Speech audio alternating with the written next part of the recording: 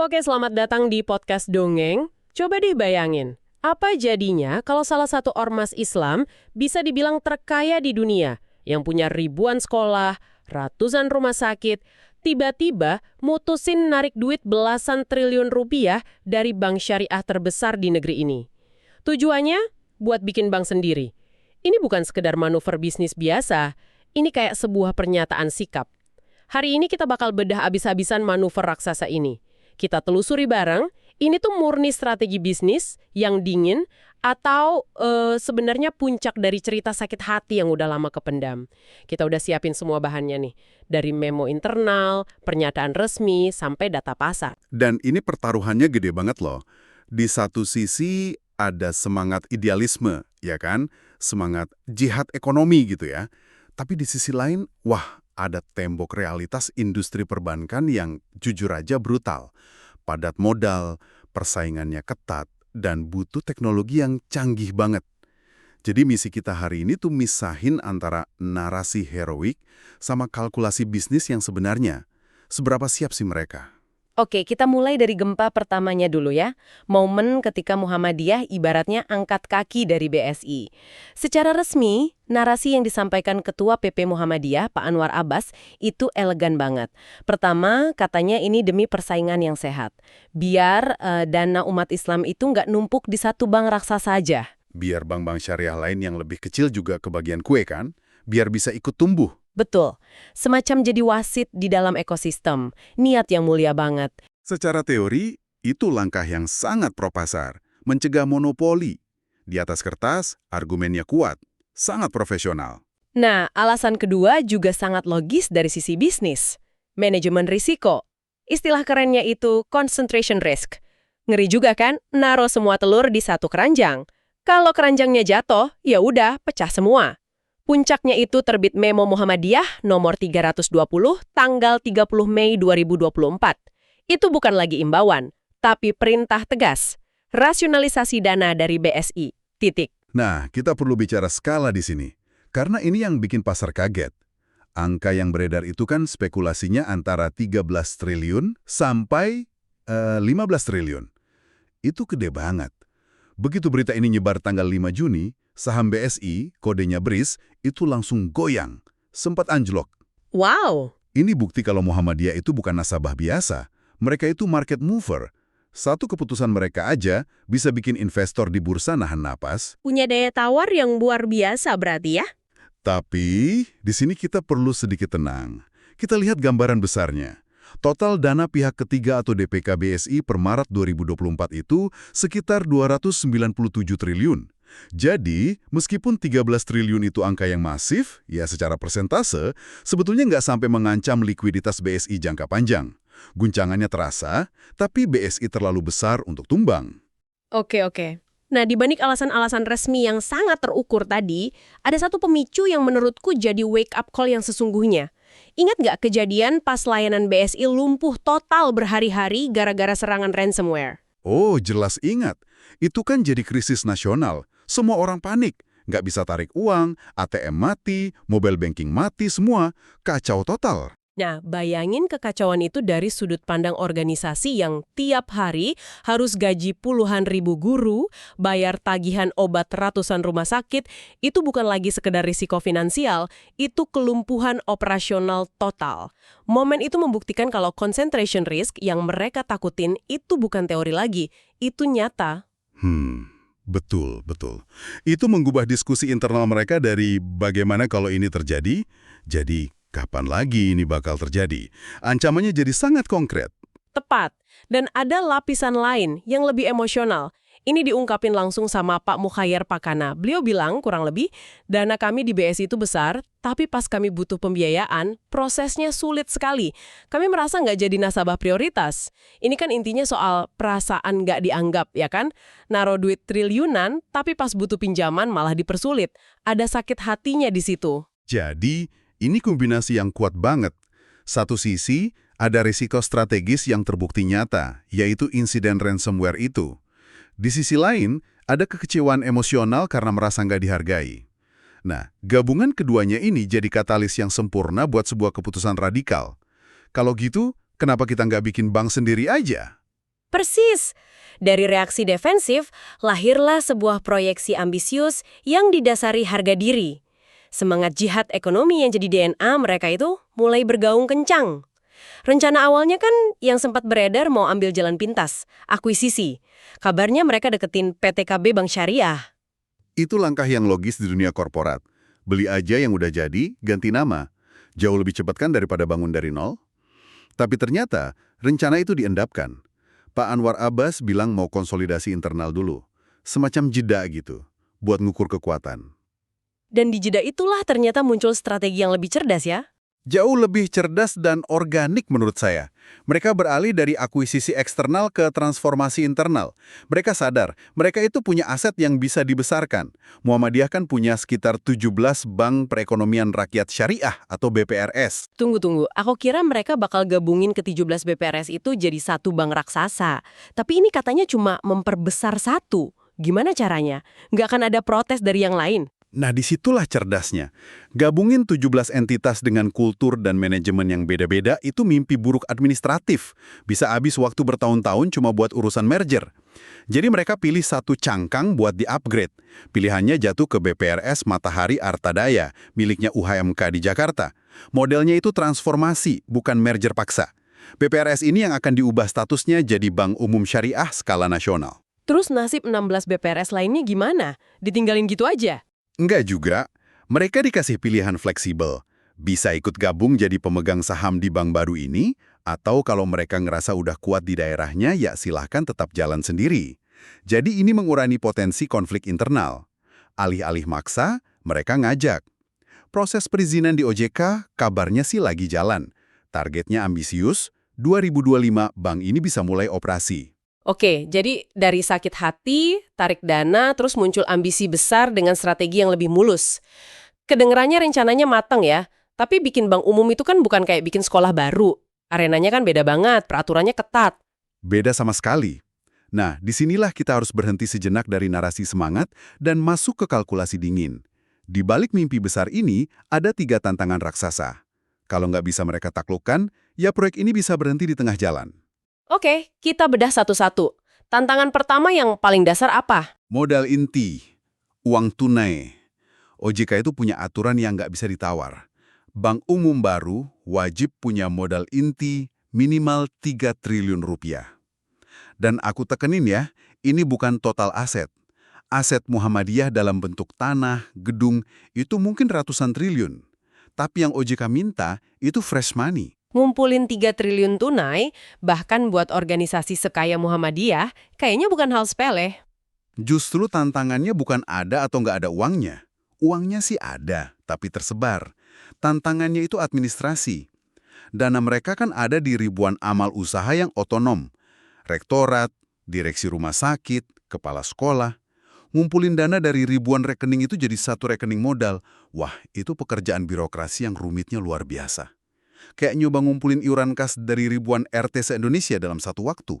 Secara teknis, ini bikin pusing kepala. Oke, jadi masalah modal ini lebih ke soal pusingnya administrasi ya, bukan soal nggak ada duitnya. Tapi aku dengar, kalaupun uangnya kekumpul, ada lubang hitam lain yang bisa nyedot dana itu. Kita ngomongin teknologi kan? Tepat. Dan ini tantangan kedua yang sering diremehin. Biaya teknologi yang brutal. Banyak orang salah kaprah. Mereka pikir bikin bank itu soal bangun gedung mega. Salah besar. Bikin bank hari ini, itu artinya kamu bangun Gojeknya perbankan dari nol. Biaya buat core banking system yang stabil, bikin aplikasi mobile yang nggak kalah canggih dari BSI Mobile, yang nggak akan crash pas jutaan orang transfer THR barengan, itu biayanya triliunan. Jadi modal 3 triliun tadi bisa jadi mayoritasnya habis cuma buat bangun fondasi IT-nya aja. Sangat mungkin. Dan itu bukan biaya sekali jadi. Ada biaya maintenance, update keamanan siber, pengembangan fitur baru terus-menerus. Pertanyaan besarnya, mampu nggak bank baru ini nanti nawarin pengalaman digital yang mulus? Karena kalau enggak, ini langsung nyambung ke tantangan ketiga. Yaitu meyakinkan pasarnya sendiri. Betul sekali. Jebakan pasar bawaan atau captive market. Di atas kertas, Muhammadiyah punya puluhan juta warga. Pasar yang gede banget. Tapi ini jebakan klasik. Punya anggota puluhan juta itu kayak punya kolam ikan yang besar. Tapi ikannya belum tentu mau makan umpan yang kita kasih. Apalagi kalau di kolam sebelah umpannya lebih enak. Dan ini bukan cuma soal fitur kan, tapi soal ekosistem. Aku pribadi aja udah nyaman bayar semua tagihan, top up, pesan tiket lewat satu aplikasi bank. Kalau bank baru ini fiturnya cuma bisa transfer sama cek saldo, loyalitas ke organisasi aja nggak cukup buat bikin aku pindah. Paling aku buka satu rekening buat dukungan moral aja, tapi KPR sama rekening gaji ya tetap di bank lama. Nah, itu intinya. Ini pertarungan sengit antara loyalitas organisasi melawan kenyamanan pribadi. Dan soal uang sehari-hari, kenyamanan seringkali menang. Nasabah nggak akan pindah total hanya karena sentimen. Mereka akan pindah kalau produknya memang lebih baik atau setidaknya setara. Jadi, kalau kita rangkum nih, perjalanannya dramatis banget. Berawal dari reaksi atas kekecewaan, terus berevolusi jadi sebuah aksi proaktif yang didasari cita-cita kemandirian ekonomi umat. Ini kayak manifestasi modern dari spirit Al-Ma'un yang jadi ciri khas Muhammadiyah. Langkah yang berani banget. Sangat berani. Tapi eksekusinya akan diuji oleh 3 rintangan yang sangat teknis dan mahal tadi. Pertama, bisa nggak mereka naklukin birokrasi internal buat ngumpulin modal 3 triliun itu? Kedua, punya nyali nggak buat investasi gede-gedean di teknologi biar bisa bersaing? Dan ketiga, yang paling sulit, mampu nggak mereka menangin hati dan dompet pasar internalnya sendiri secara total, bukan cuma setengah-setengah? Ini pertaruhan dengan 2 kemungkinan hasil yang ekstrim banget ya. Betul. Di satu sisi, kalau berhasil, ini bisa jadi cetak biru buat organisasi besar lain di seluruh dunia. Studi kasus fenomenal. Dan kalau gagal? Kalau gagal, ini juga bakal jadi studi kasus. Tapi yang mahal banget. Sebuah pelajaran kalau semangat dan basis massa yang besar aja mungkin nggak cukup buat naklukin realitas brutal industri perbankan modern. Jadi pertanyaan akhir yang kami tinggalin buat kamu renungin bukan lagi apakah mereka bisa, tapi bagaimana caranya mereka akan ngatasin 3 raksasa itu dan berapa harga yang harus dibayar untuk sebuah kemandirian sejati. Coba bayangin deh, Anda punya tabungan, ya, bukan cuma jutaan, bukan miliaran, tapi triliunan rupiah Wow. di satu bank besar. Terus, tiba-tiba, Anda putuskan buat tarik semua dana itu.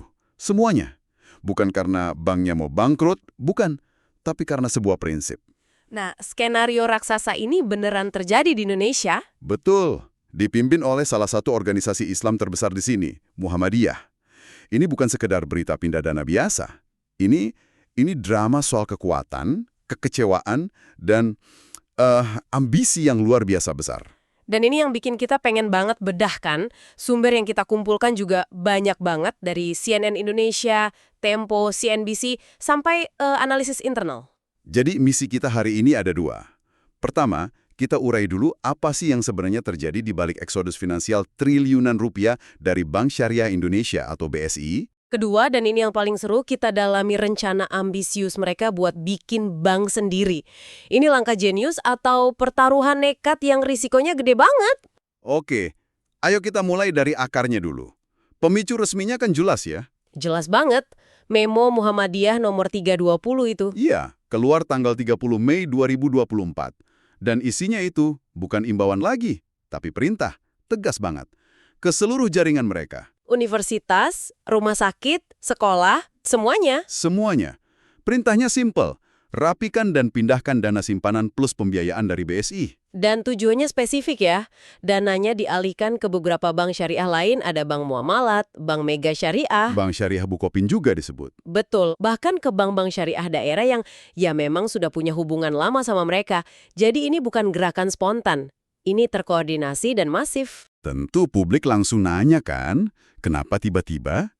Ketua PP Muhammadiyah, Pak Anwar Abbas, itu kasih 2 alasan resmi yang sangat diplomatis sih. Iya, yang pertama soal persaingan sehat kan? Tepat. Katanya biar nggak semua dana raksasa ini ngumpul di satu tempat aja, yaitu BSI. Biar yang lain juga kebagian kue dan bisa tumbuh. Masuk akal. Alasan kedua yang mereka sampaikan itu mitigasi resiko. Atau kalau istilah keuangannya, concentration risk.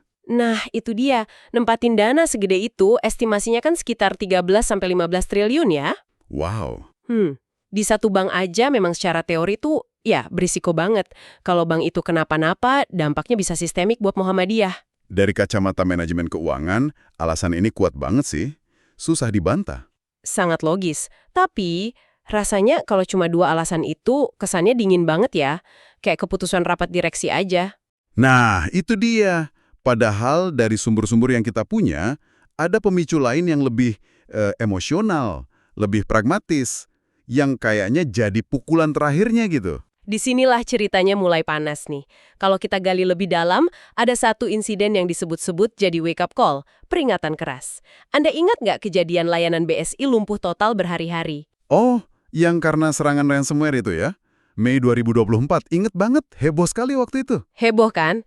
Teman-teman Anda aja panik. Betul, nggak bisa transaksi sama sekali. Nah, sekarang bayangkan kepanikan itu dalam skala organisasi raksasa. Ratusan rumah sakit mereka harus bayar gaji ribuan perawat dan dokter. Ribuan sekolah harus ngurus operasional harian. Ratusan ribu mahasiswa harus bayar UKT. Pas sistem BSI lumpuh, semua itu macet total. Risiko yang tadinya cuma di atas kertas, tiba-tiba jadi ancaman nyata.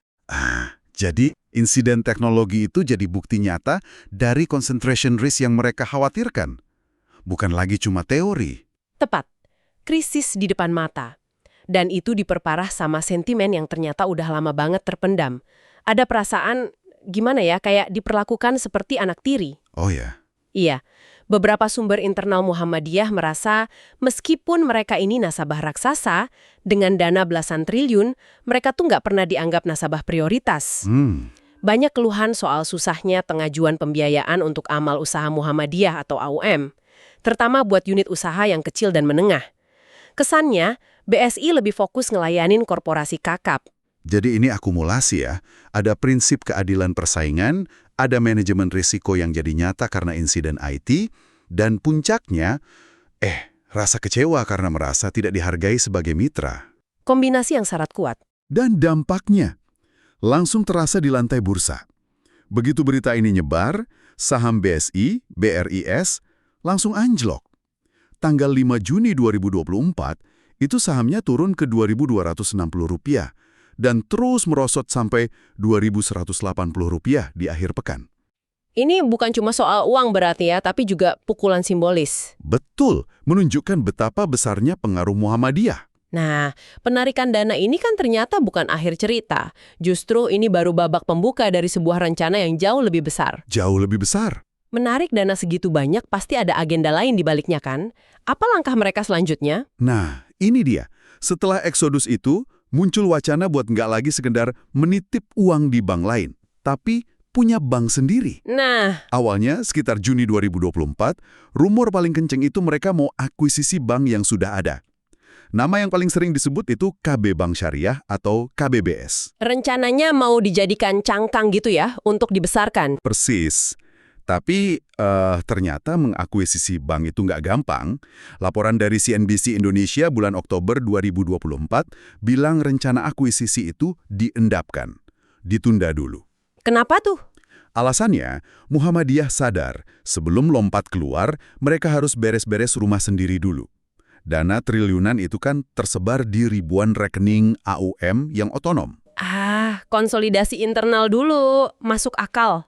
Dan disinilah terjadi perubahan strategi yang menurut saya cerdas banget. Mereka beralih dari rencana akuisisi eksternal yang mahal dan rumit jadi transformasi dari dalam. Maksudnya? Mereka sadar punya aset yang belum dioptimalkan. Jaringan Bank Perekonomian Rakyat Syariah atau BPRS milik mereka sendiri. Oh iya, mereka punya banyak BPRS kan ya? Betul, jadi daripada beli bank dari luar, mereka memperbesar salah satu bank yang sudah mereka miliki. Entitas mana yang dipilih? BPRS Matahari Artadaya. Ini punya Universitas Muhammadiyah Prof. Dr. HMK, UHAMKA. BPRS kecil inilah yang akan ditransformasi jadi cikal bakal bank umum syariah mereka. Jadi bukan merger 17 BPRS yang mereka punya? Saya bayangin itu pasti rumit sekali secara administrasi. Justru itu pintarnya. Menurut sumber kita, pendekatannya bukan merger, bisa makan waktu bertahun-tahun itu. Lalu bagaimana? Jadi satu BPRS ini di-upgrade jadi bank umum syariah, sementara 16 BPRS lainnya bisa jadi pemegang saham atau, tetap beroperasi seperti biasa, jauh lebih ramping dan cepat. Menarik. Namanya sudah ada. Sudah disiapkan Bank Syariah Matahari atau disingkat BSM. Targetnya ambisius loh, izin OJK keluar dan bank bisa beroperasi di tahun 2025. Cepat sekali. Dan fokus bisnisnya juga menjanjikan. Mereka mau bikin closed loop ekosistem. Ekosistem tertutup? Ya, dana dari jutaan anggota dan ribuan AUM dikelola oleh bank sendiri. Lalu disalurkan lagi buat membiayai kebutuhan di dalam ekosistem itu, terutama UMKM dan unit usaha mereka. Sederhananya, dana dari warga dikelola warga untuk kesejahteraan warga. Oke. Idenya kedengeran sempurna ya. Sebuah visi kemandirian ekonomi yang diidamkan banyak organisasi. Tapi, mari kita uji dengan realita pasar yang brutal. Nah, ini bagian debat panasnya. Disinilah kita mulai. Pertanyaan pertama, yang paling fundamental. Emang uangnya ada? Ini pertanyaan yang paling sering dilempar ke mereka. Mari kita bedah. Begini, untuk mendirikan bank umum syariah baru, OJK itu aturannya ketat. Modal inti disetor minimal 3 triliun. 3 triliun? Dan harus diingat, ini harus dalam bentuk uang tunai, fresh money, bukan sekedar valuasi aset gedung universitas atau rumah sakit. Betul. Mengumpulkan dana tunai segitu besar dari ribuan AUM yang tersebar dan punya otonomi keuangan sendiri, itu tantangan logistik yang luar biasa loh. Apa rektor di Makassar atau direktur RS di Jogja mau begitu aja nyerahin dana operasionalnya buat disetor jadi modal bank pusat? Belum tentu semudah itu. Poin yang sangat valid. Ini bukan sekedar mindahin rekening giro, ini soal menyatukan visi keuangan. Tapi di sini, mari kita lihat angkanya. Dana liquid yang mereka tarik dari BSI saja, itu estimasinya mencapai 13-15 triliun. Angka itu udah 4-5 kali lipat dari syarat modal minimum OJK. Dan itu baru dana cairnya loh. Pakar ekonomi syariah, Syafi'i Antonio, bahkan bilang kalau total aset Muhammadiyah itu nilainya ratusan triliun. Jadi soal kapasitas finansial, mereka bukan cuma mampu, tapi sangat mampu. Oke, tantangannya berarti di eksekusi pengumpulannya? Tepat. Oke, anggaplah soal modal bisa diatasi. Tantangan kedua, emang gampang urus izin OJK? Mendirikan bank itu kan prosesnya terkenal super ketat dan berlapis-lapis. Benar. Ada fit and proper test buat direksi dan komisaris, ada pemeriksaan sistem IT, audit model bisnis, dan seabrak syarat lain. Ini bisa makan waktu bertahun-tahun kalau nggak disiapkan matang. Nah, di sini ada plot twist yang menarik. Beberapa sumber kita, termasuk dari media seperti Antara dan Kontan, justru ngelaporin kalau OJK sendiri yang kabarnya proaktif. Oh ya? Iya, OJK menyambut baik rencana ini. OJK disebut-sebut sudah menyurati PP Muhammadiyah, mendorong mereka buat konsolidasi BPRS-BPRS yang ada, jadi cikal bakal bank umum. Wah, ini sinyal dukungan berarti. Kayak undangan dari regulator. Kepala Eksekutif Pengawas Perbankan OJK, Dian Ediana Rai, bahkan bilang prosesnya sudah berjalan. Kayaknya OJK lihat ini sebagai peluang buat melahirkan pemain syariah baru yang kuat. Dukungan regulator itu memang modal yang sangat besar sih. Tapi lampu hijau di awal bukan jaminan jalan tol sampai akhir kan? Tentu saja. Masih ada satu tembok lagi yang menurut saya paling tinggi dan paling sulit didaki di era sekarang. Teknologi. Isu krusial di zaman digital. Tepat. BSI dan bank-bank besar lainnya itu kan bakar duit triliunan rupiah tiap tahun buat bangun infrastruktur IT, core banking system, dan yang paling penting, aplikasi mobile banking yang canggih dan stabil. Iya. Nasabah sekarang, termasuk warga Muhammadiyah sendiri, udah terbiasa sama kemudahan transfer sekali klik, bayar QRS, atau buka deposito dari HP. Apa Bank Syariah Matahari yang baru lahir ini sanggup bersaing di level itu? Pertanyaan bagus. Loyalitas anggota itu bisa luntur dalam sekejap loh kalau sekadar mau transfer antar bank aja prosesnya ribet atau aplikasinya sering error. Ini jebakan loyalitas versus kenyamanan pribadi. Saya setuju 100%. Ini pertaruhan terbesar mereka.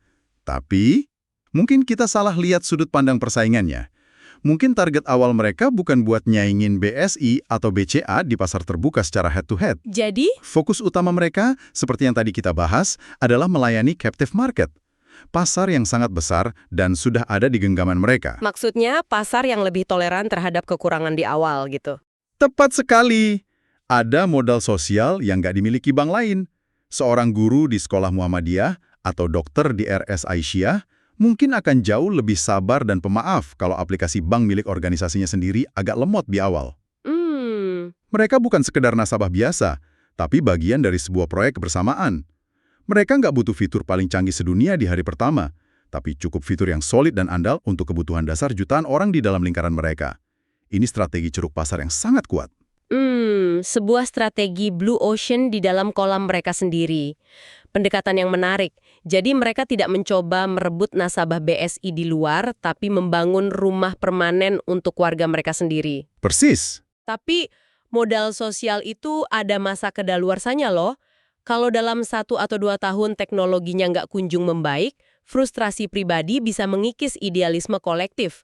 Kalau gaji istri nggak bisa ditransfer karena sistemnya down, loyalitas bisa diuji sampai batasnya. Benar. Ini perlombaan melawan waktu dan ekspektasi. Mereka harus bergerak cepat. Jadi kalau kita rangkum, jelas sekali, ini lebih dari sekedar pemindahan dana. Jauh lebih dari itu. Ini adalah sebuah deklarasi kemandirian ekonomi. Sebuah manuver raksasa dari Muhammadiyah untuk membangun pilar finansialnya sendiri. Pada akhirnya, keberhasilan proyek ambisius ini akan bergantung pada 3 faktor krusial. Pertama, eksekusi pengumpulan modal yang solid dan cepat. Kedua, kecepatan adopsi teknologi yang relevan dan andal. Dan ketiga, ini yang paling sulit. Apa itu? Kemampuan menyeimbangkan idealisme organisasi yang besar dengan tuntutan kenyamanan jutaan nasabah individu di dalamnya. Sebuah perjalanan yang sangat menarik untuk kita ikuti perkembangannya. Dan ini meninggalkan satu pemantik pikiran untuk Anda renungkan. Silakan. Sekarang, coba bayangkan, seandainya organisasi yang paling Anda percaya, entah itu komunitas hobi Anda, alma mater, atau organisasi keagamaan Anda, mendirikan bank sendiri. Apakah loyalitas Anda cukup kuat untuk memindahkan seluruh gaji, tabungan, dan cicilan Anda ke sana, meskipun mungkin di awal aplikasi mobilenya belum secanggih bank yang Anda gunakan sekarang? Ini dilema menarik antara dukungan kolektif dan kenyamanan pribadi. Bayangin deh, sebuah organisasi raksasa memutuskan buat menarik semua dana simpanannya. Dan kita nggak bicara soal jutaan ya, tapi angka yang diperkirakan itu sampai 13 hingga 15 triliun rupiah. Dari bank syariah terbesar di negeri ini. Itulah langkah besar yang diambil Muhammadiyah terhadap Bank Syariah Indonesia atau BSI. Selamat datang kembali di penelusuran mendalam kita kali ini. Kita akan bongkar tumpukan sumber yang Anda berikan untuk memahami cerita lengkap di baliknya. Karena ini bukan sekedar berita keuangan biasa, ini kisah soal kekecewaan, risiko, dan yang paling penting, sebuah ambisi besar. Ambisi untuk membangun kemandirian ekonomi umat. Mari kita bedah bareng-bareng. Tepat sekali. Dan kalau kita lihat dari sumber-sumber ini bukan keputusan emosional sesaat loh. Ini langkah strategis yang puncaknya udah dipikirkan matang-matang. Ada perpaduan antara filosofi kemandirian mereka dengan pragmatisme bisnis yang bisa dibilang didasari pengalaman pahit. Oke, ayo kita langsung masuk ke intinya. Semua ini kan berawal dari sebuah memo internal yang bocor ke publik ya. Memo tanggal 30 Mei 2024. Isinya instruksi untuk merasionalisasi dana di BSI. Apa sih alasan resmi yang mereka kasih? Kedengarannya diplomatis banget. Sangat diplomatis. Gini, Ketua PP Muhammadiyah, Anwar Abbas, itu menjelaskan ada 2 alasan utama. Yang pertama, ini komitmen Muhammadiyah untuk menumbuhkan ekosistem perbankan syariah secara keseluruhan. Mereka merasa dana belasan triliun yang ngumpul di BSI itu bikin BSI jadi terlalu dominan. Oke. Jadi bank syariah lain jadi susah bersaing gitu ya? Tepat. Jadi, dengan menyebar dana ini ke bank-bank syariah yang lebih kecil, harapannya persaingan jadi lebih sehat. Semua bisa tumbuh bersama. Alasan resminya sangat idealis ya, soal meratakan lapangan bermain. Terdengar mulia. Tapi kalau kita gali lagi sumber-sumber ini, rasanya ada sesuatu yang lebih mendesak di baliknya. Narik dana 15 triliun itu kan bukan main-main. Pasti ada pemicu yang lebih, pragmatis kan? Mungkin soal manajemen risiko? Nah, Anda menangkap poin utamanya. Alasan kedua itu memang soal menghindari concentration risk, risiko pemusatan. Secara teori kan, naruh semua telur dalam satu keranjang itu bahaya banget. Apalagi isinya 15 triliun. Tapi disinilah bagian yang sangat menarik dari temuan kita. Bagi Muhammadiyah, risiko itu bukan lagi sekedar teori di buku. Tunggu sebentar, bukan lagi sekedar teori. Maksudnya mereka udah pernah ngerasain langsung dampaknya. Kapan itu? Persis. Ingat insiden serangan ransomware yang melumpuhkan total layanan BSI di Mei 2024? Oh, yang itu. Yang ATM, mobile banking, semuanya mati berhari-hari itu kan? Betul. Buat kita mungkin itu cuma gangguan nggak bisa transfer. Tapi buat Muhammadiyah, itu adalah lonceng peringatan yang bunyinya nyaring banget. Itu simulasi bencana skala penuh buat operasional mereka. Wow. Coba deh gambarin, apa yang terjadi di lapangan waktu itu? Maksudnya BSI lumpuh itu artinya apa? Buat katakanlah rumah sakit atau Universitas Muhammadiyah. Dampaknya itu masif, melumpuhkan. Bayangin aja, Muhammadiyah punya ratusan rumah sakit, lebih dari 170 perguruan tinggi, ribuan sekolah. Itu semua kan amal usaha Muhammadiyah atau AUM. Nah, operasional harian mereka, mulai dari bayar gaji ribuan dokter, dosen, guru, transaksi sama pemasok obat, sampai terima pembayaran SPP dari mahasiswa atau biaya rawat dari pasien, semuanya itu bergantung sama BSI. Jadi pas BSI lumpuh? Semuanya macet total. Kasir di rumah sakit nggak bisa terima pembayaran digital, keuangan universitas nggak bisa bayar vendor, gaji terancam telat. Itu momen penyadaran betapa rapuhnya sistem mereka. Oke, sekarang saya paham urgensinya. Jadi ada alasan idealis, ada juga alasan pragmatis yang sangat kuat. Tapi dari nada beberapa artikel yang Anda kirim, kayaknya ada pemicu lain yang lebih emosional. Semacam perasaan dianaktirikan, padahal mereka ini nasabah raksasa. Benar nggak sih? Tepat sekali. Ini lapisan ketiga dari alasan mereka, dan mungkin yang paling manusiawi. Ada persepsi kuat di internal Muhammadiyah kalau kontribusi dana mereka yang luar biasa besar itu nggak sebanding sama perlakuan yang mereka terima. Maksudnya gimana tuh, nggak sebanding? Ada kutipan menarik dari Wakil Ketua Majelis Ekonomi PP Muhammadiyah, Mukhayyar Pakana. Dia bilang belak-belakan, duit kita di BSI juga banyak, tapi ketika kita mengakses pembiayaan di BSI, itu luar biasa sulitnya. Kita tidak jadi nasabah spesial. Wow, itu to the point banget ya. Kita tidak jadi nasabah spesial. Jadi keluhannya spesifik soal susahnya dapat pinjaman buat usaha mereka sendiri. Betul, terutama untuk UMKM dan AUM skala kecil menengah di bawah naungan mereka.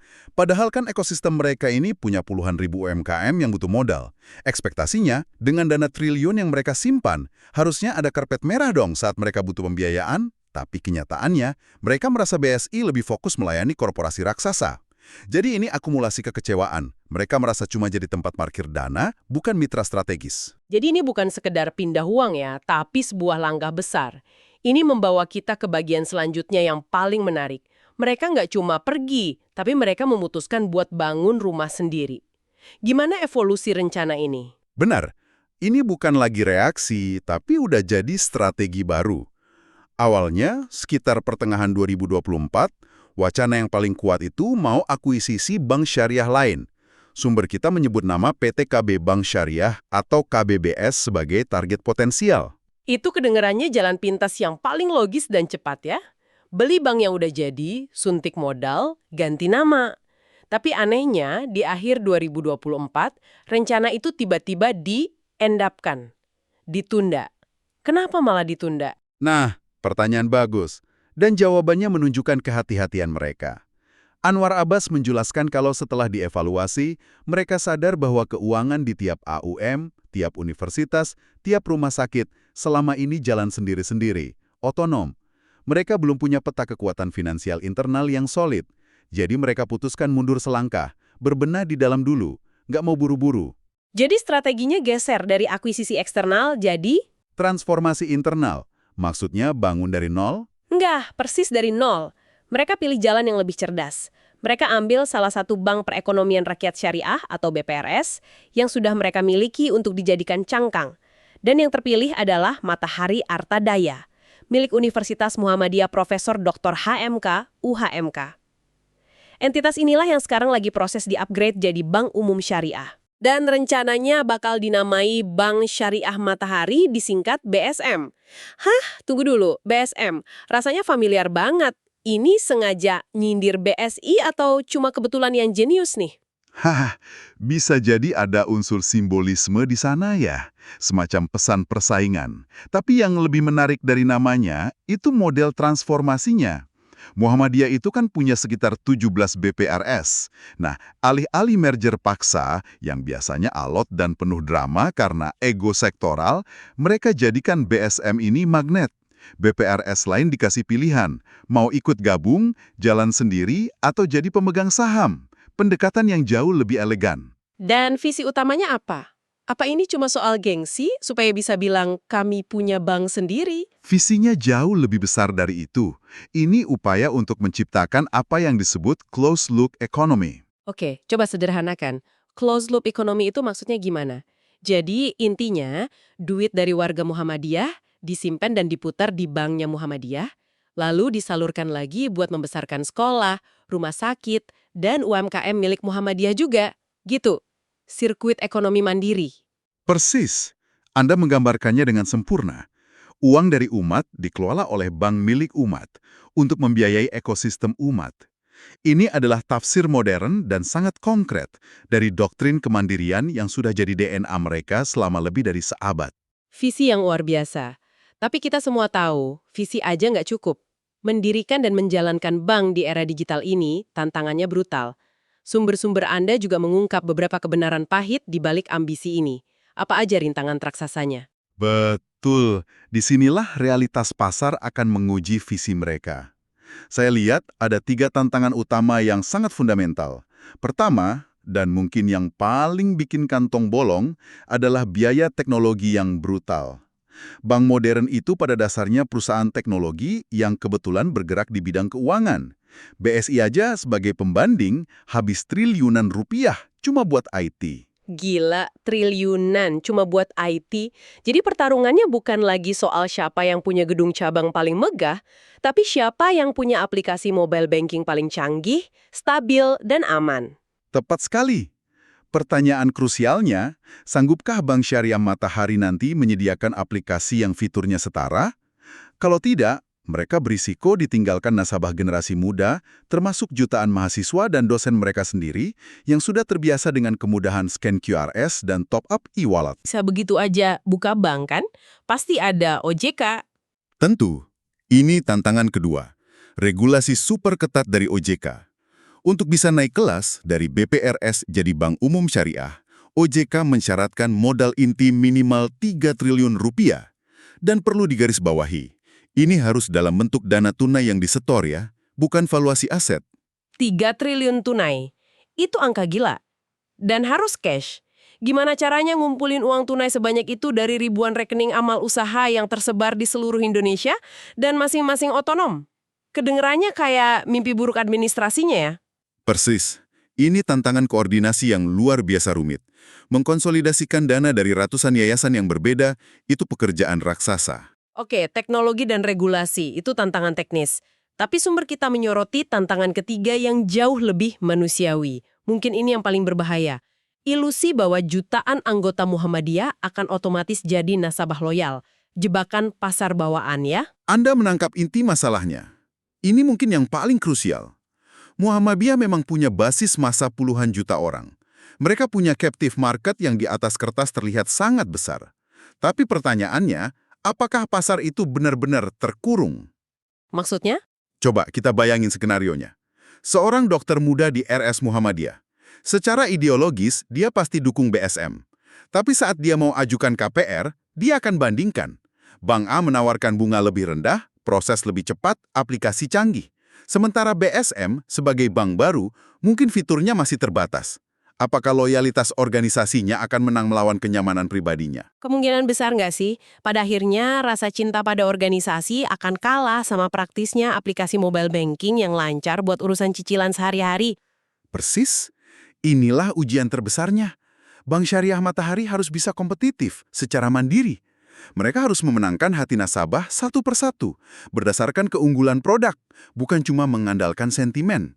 Kalau tidak, pasar bawaan itu hanya akan jadi ilusi. Jadi kalau kita tarik benang merahnya, setelah kita bedah semua ini, jelas ini jauh lebih besar dari sekedar perselisihan bisnis atau pindah rekening biasa. Ini adalah sebuah langkah monumental menuju apa yang bisa kita sebut kedaulatan ekonomi. Sebuah upaya membangun ekosistem finansial yang melayani komunitasnya sendiri dari hulu ke hilir. Tafsir paling modern dan paling berani dari doktrin kemandirian yang jadi DNA Muhammadiyah. Sebuah pertaruhan raksasa yang hasilnya akan menjadi pelajaran berharga bukan cuma buat Muhammadiyah, tapi buat seluruh lanskap ekonomi syariah di Indonesia. Ini benar-benar sebuah ujian kemandirian.